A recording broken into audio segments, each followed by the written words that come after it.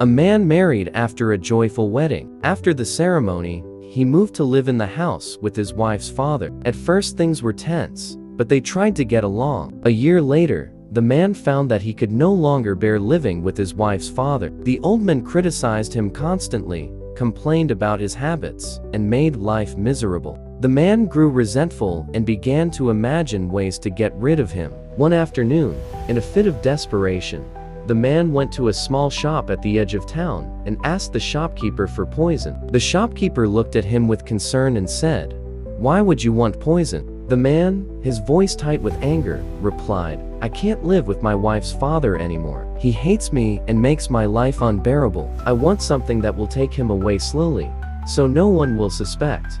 The shopkeeper listened quietly, then nodded as if he understood more than the man suspected. "I will help you," he said calmly. "I have a mixture that works gradually. No one will think it was poison, but there is a condition. To make sure no suspicion falls on you, you must stop letting your anger rule you. You must learn patience and start treating him with respect. If you can change your heart and your behavior, it will be safer for you and for him." The man, driven by his plan, but intrigued by the shopkeeper's words, agreed. He bought the package the shopkeeper offered and took it home. From that day on, he began to add what he thought was poison into his wife's father's food, stirring it carefully whenever he served meals. At the same time, he forced himself to do exactly what the shopkeeper had said.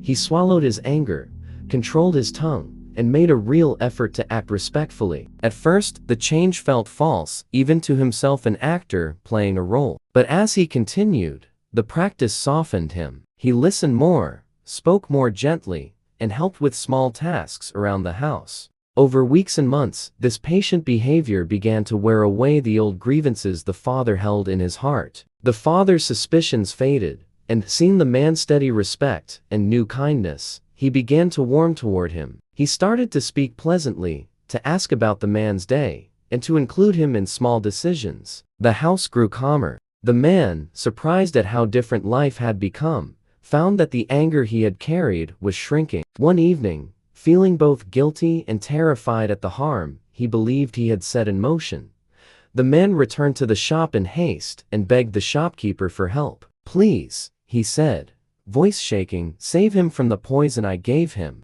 I never meant for things to change like this. Help me undo it." The shopkeeper watched him with a slow, knowing smile. "Don't worry," he said softly. "I didn't give you poison. It was only orange juice." The man stared, confused. The shopkeeper continued, "The real poison was your anger and hatred. You thought you were trying to destroy him, but by pretending to act differently, and by practicing patience and respect, you changed yourself instead. That change, your kindness, was what cured the house. The poison was in your head all along."